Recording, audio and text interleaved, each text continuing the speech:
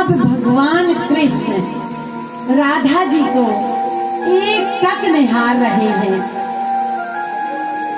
कि भगवान ने किशोरी जी को कितना सुंदर बनाया है। अब दर्शन करते करते भगवान कहते हैं, राधे तुम्हारा हार कितना सुंदर है।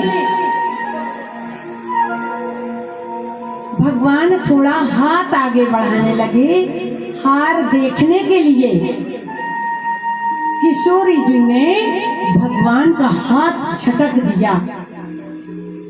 मजाक में उन्होंने भगवान कृष्ण का हाथ झटक दिया। किशोरी जी कहती है, कन्हैया तुम्हें पता है मेरा ये हार मोतियों का बहुत महंगा हार है। यदि आप इस हार में हाथ लगाएंगे तो ये टूट जाएगा। भगवान कहते हैं, राधे एक बार मुझे देख लेने दीजिए हार। अब तो किशोरी जी हंसी हंसी में कह रही थी, उन्हें पता नहीं था कि इसका क्या परिणाम मिलेगा हमें। चिढ़ा रही थी भगवान को।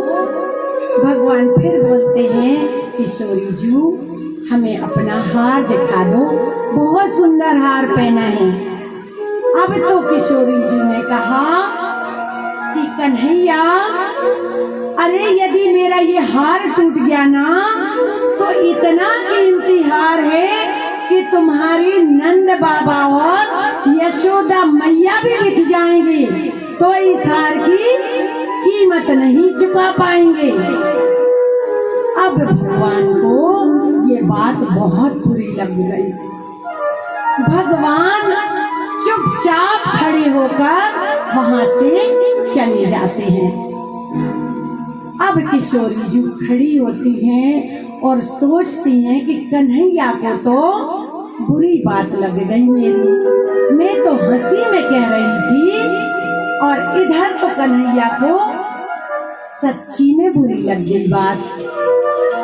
अब राधा जी घूमते हुए सोच रही हैं कि अब मैं क्या करूं। इधर से उधर जा रही हैं, उधर से उधर जाती हैं कि अब मैं क्या करूं। अब भगवान को कैसे मनाऊं मैं। फिर राधा जी ने सोचा कि अब भगवान कृष्ण कल भी तो आएंगे तो मैं कल उनको मना लूंगी। ऐसा सोच के राधा जी चली जाती है। अब देखिए भगवान कृष्ण को ये बात बहुत ज्यादा बुरी लग गई है। अब भगवान कृष्ण को बहुत दिन हो गए राधा से मिलने ही नहीं गए। बात जो दिल पे लग गई थी। अब राधा रानी प्रतिदिन प्रतीक्षा करती हैं, कन्हैया आएंगे तो मैं उनसे क्षमा मांग लूंगी। लेकिन भगवान कृष्ण नहीं गए। सारी बातें भगवान उनकी हंसी मजाक की ना जैसी थी सहन कर लेते थे, लेकिन यशोदा मैया और नंद बाबा की अपमान नहीं सह सकते थे। भगवान कृष्ण बहुत दुखी है मन ही मन। अब तो बहुत दिन हो गए। अब राधा बैठी हुई है। राधा जी बैठी हैं, सोच रही हैं कि अब मैं क्या करूं, कैसे भगवान कृष्ण को मनाऊं। जब भगवान नहीं आए तो राधा रोने लग जाती है कि हमसे कितना बड़ा अपराध हो गया ये। राधा जी तो भगवान के बिना एक पल नहीं रहती हैं। अब क्या करें, रोती हैं। उनको सभी लोग समझाते हैं लेकिन उनकी समझ में एक भी बात नहीं आ रही। उन्हें बस केवल भगवान कृष्ण के अलावा कोई नहीं दिख रहा है। अब एक दिन की बात है, नारद जी आते हैं वहां पर और वृषभानु जी से बोलते हैं वृषभानु जी ने बताया कि हमारी किशोरी जू रोती ही जा रही हैं और बताते हैं नहीं कि क्या बात है। नारद जी बोले, राजा वृषभानु जी, देखिए यदि कोई कन्या शीशा में अपना मुखार बिंद देख के हंसने लगे, मुस्कुराने लगे, या फिर ज्यादा किसी बात को सोच के रोने लगे, मतलब उस कन्या की विवाह कर देना चाहिए। अब वृषभानु जी बोलते हैं कि विवाह किससे करूं? भाई कोई छोरा भी तो उसके लायक होना चाहिए। नारद जी ने कहा, कांखरी में छोरा और गांव में टेर। अरे बगल में ही नंदराय जी को छोरा है, हाँ थोड़ी सी चोरी वोरी करता है माखन की, और बाकी तो अच्छा छोरा है, और जब उसके ब्याह हो जाएगा तो वो सुधर जाएगा। ऐसा सोच के वृषभानु जी बोलते हैं, ठीक है। अब राधा जी को पता चलता है कि मेरी सगाई के लिए रिश्ता लेकर कन्हैया के यहाँ जा रहे हैं। राधा जी मन ही मन बहुत प्रसन्न हो जाती है। अब वृषभानु जी सगाई का पूरा सामान लेकर 108 थार सजाकर, भिन्न भिन्न प्रकार की वस्तुएं सजाकर राधा जी के यहाँ भेजते हैं। यहाँ पर जब उनका रिश्ता आता है तो नंदराय जी बहुत खुश होते हैं, प्रसन्न होते हैं। अब 108 थार रखे हुए हैं। भगवान कृष्ण आते हैं, पूरे थार देखकर एक थार पर नजर पड़ी कि इसमें मोती रखे हुए हैं। राधा जी बहुत प्रसन्न हो रही हैं, मन ही मन भगवान कृष्ण के दर्शन कर रही हैं। भगवान कृष्ण उस थार में से एक मुट्ठी मोती निकाल लेते हैं। अब भगवान कृष्ण वो मोती लेकर अपने घर के पीछे चले जाते हैं और वहां पर मोतियों की खेती करते हैं। मोती डालकर वृक्ष लगा लेते हैं। अब देखिए भगवान कृष्ण के घर के पीछे मोतियों के पेड़ लग गए हैं। देखो तो उसमें मोती मोती लटके हुए हैं वृक्षों में। अब जब विदाई करने वाले भेजने लगे नंदराय जी, तो उन्होंने भी 108 थार में कुछ और वस्तुएं भरकर भेजने का विचार किया। भगवान कृष्ण ने कहा, बाबा और कोई वस्तुएं रखने की जरूरत नहीं है, 108 थारों में मोती भर के भेज दो। बाबा ने 108 थारों में मोती भर के भेजे, क्योंकि भगवान कृष्ण ने पीछे मोतियों के वृक्ष जो लगा के रखे थे, 108 थारों में मोती भर के भेजे। जैसे ही सगाई वाले लौटते हैं, देखा जाता है कि राधा की ससुराल से क्या क्या सामान आया है। जितने भी थार से कपड़ा हटाकर देखते हैं, मोती ही मोती भरे हुए हैं। राधा जी देख रही हैं कि उनकी ससुराल से क्या क्या सामान आया है। लेकिन जब उन्होंने देखा कि 108 थार पूरे मोतियों से भरे हुए हैं, अब तो राधा जी समझ गई। राधा जी जोर जोर से रोने लग गई, प्रभु हमें क्षमा कर दो। वो समझ गई कि मैंने हार के लिए मना करा था और बोला था कि इस हार की कीमत तुम्हारे नंद बाबा और यशोदा मैया बिक कर भी नहीं चुका पाएंगे।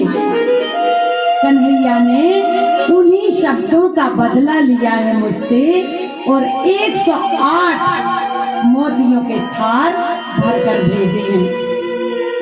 अब तो राधा जी दिन और रात रो रही हैं, भोजन नहीं किए।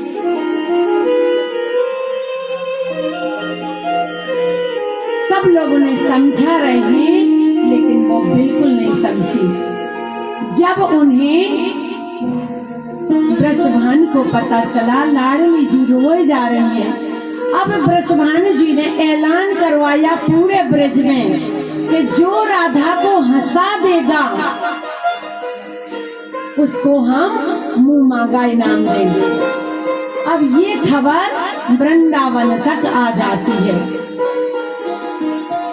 भगवान कृष्ण को जब ये खबर मिली कि किशोरी जी में भोजन नहीं किए हैं, कई दिन निकल गए,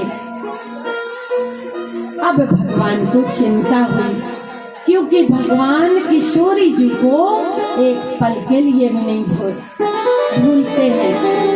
उन्हें बहुत चिंता हो रही है। अब भगवान ने सोचा किशोरी जी जब भोजन नहीं कर रही हैं, अब मुझे जाना ही होगा उनको मनाने। भगवान कृष्ण ने मनिहारी का वेश बनाया। मनिहारी का वेश बनाकर भगवान ऊपर से चुनरी ओढ़े हुए हैं अपने ऊपर, और चूड़ी लेकर भगवान बरसाने के लिए निकलते हैं। सर पर चूड़ी की डलिया रखकर चुनरी ओढ़े हुए हैं, चुनरी ओढ़े हुए हैं भगवान, गोपी बन जाते हैं। राधा जी बैठी हुई है मंच पर, स्टेज पर राधा जी है, और भगवान देखिए गोपी बनकर चूड़ी बेचने आ रहे हैं।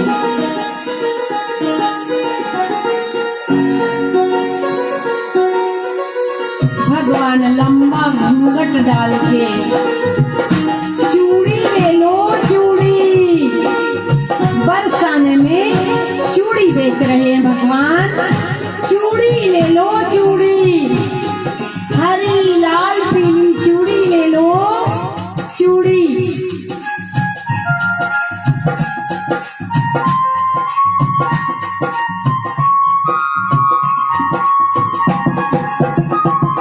मनिहारी का भेष बनाया, श्याम चूड़ी बेचने आया। मनिहारी बनाया, चूड़ी बेचने आया। मनिहारी का भेष बनाया, श्याम चूड़ी बेचने आया।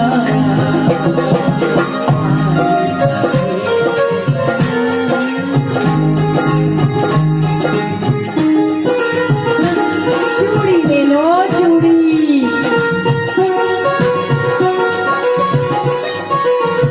लाल हरी पीली चूड़ी ले लो चूड़ी।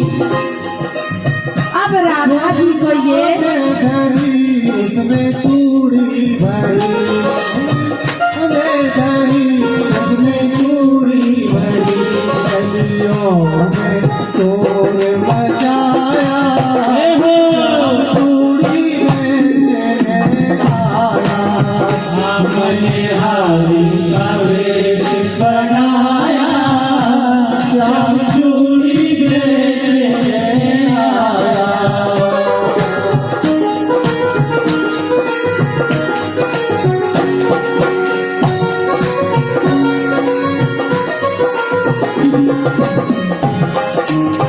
ओ राधा ने सुनी ललिता से कही, राधा ने सुनी ललिता से भगवान थोड़ी सी दूर निकल जाती है। अब राधा को आवाज आई है। अब राधा अपनी सखी से कहती है, ललिता देखो कोई चूड़ी बेचने आया है। ललिता सखी दौड़ कर आती है। राधे राधा ने सुनी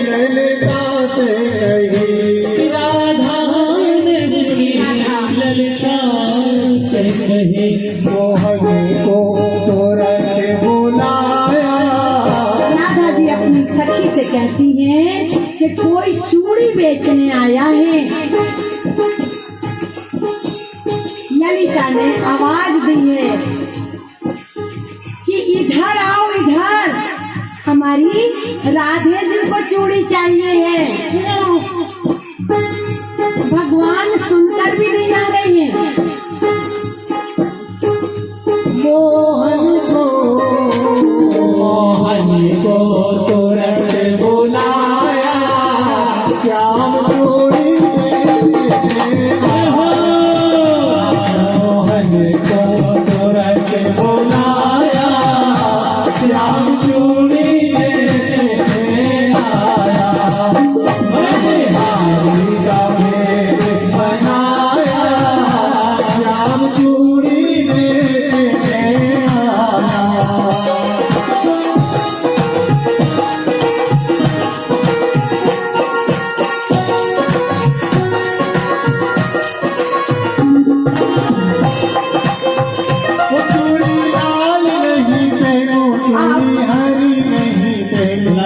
ललिता जी बुलाती है भगवान को। भगवान आ जाते हैं वहाँ पर और बैठ जाते हैं। घूंघट डला हुआ है।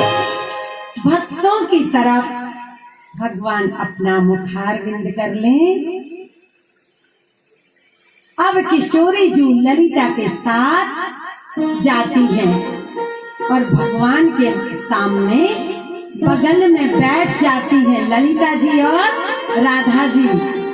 बड़ी खुश होकर कहती है चूड़ी दिखाइए बहन, कौन कौन से प्रकार की चूड़ी लाई हो। भगवान घूंघट में ही चूड़ियां दिखाने लगते हैं। कहते हैं कौन सी चूड़ी पहनोगी। अब राधा जी कहती हैं वो चूड़ी लाल नहीं पहनो, चूड़ी हरी नहीं पहनो, चूड़ी लाल नहीं पहनो, चूड़ी हरी नहीं पहनो, वो चूड़ी लाल नहीं पहनो, चूड़ी हरी नहीं पहनो, चूड़ी लाल नहीं पहनो, चूड़ी हरी नहीं पहनो। क्या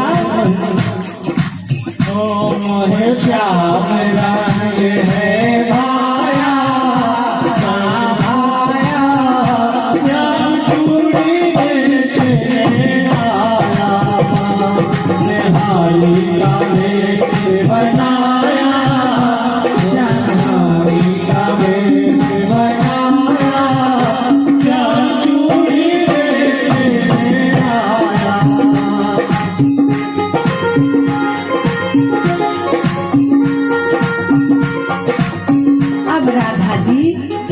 चूड़ियां देखने लगती हैं। भगवान दिखाने लगते हैं देखो राधे जी ये चूड़ी पहन लो।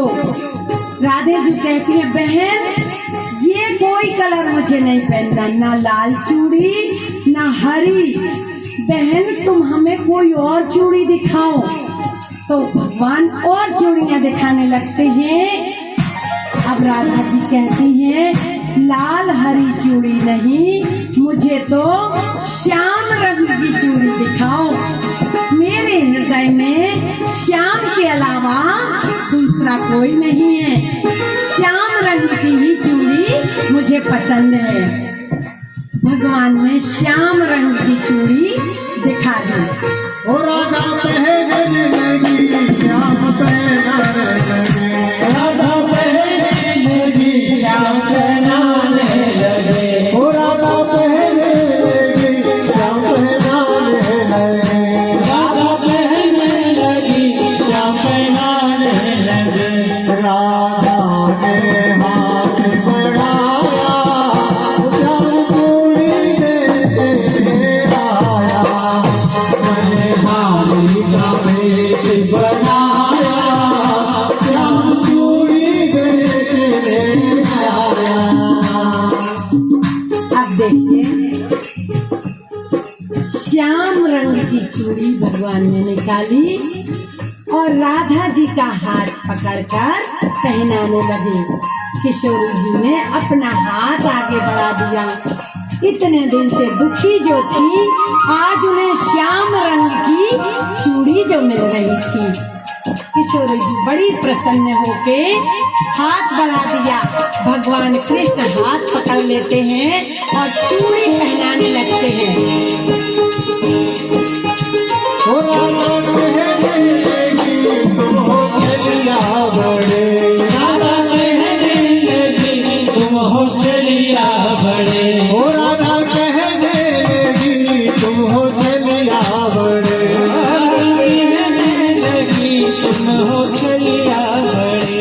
धीरे से हाथ दबाया, धीरे से हाथ दबाया, श्याम चूड़ी लेने आया, मणिहारी का भेष बनाया, बनाया, श्याम चूड़ी लेने आया।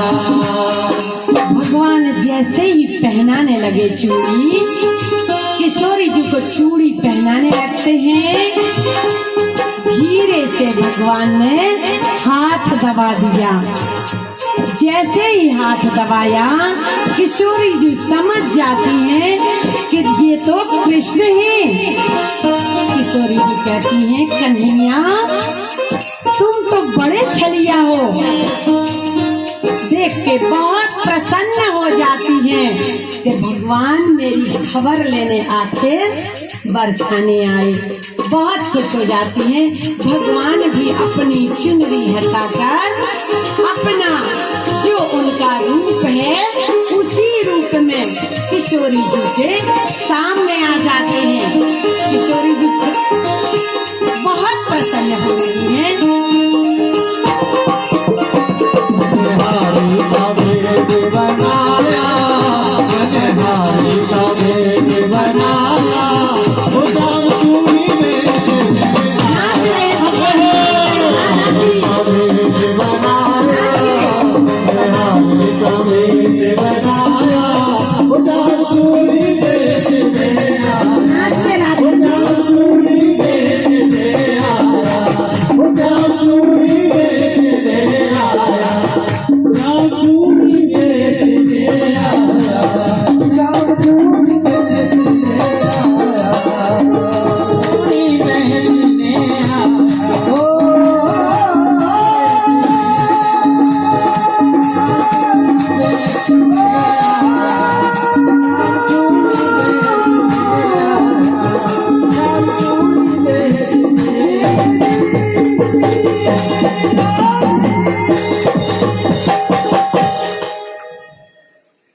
बोलिए राधे रानी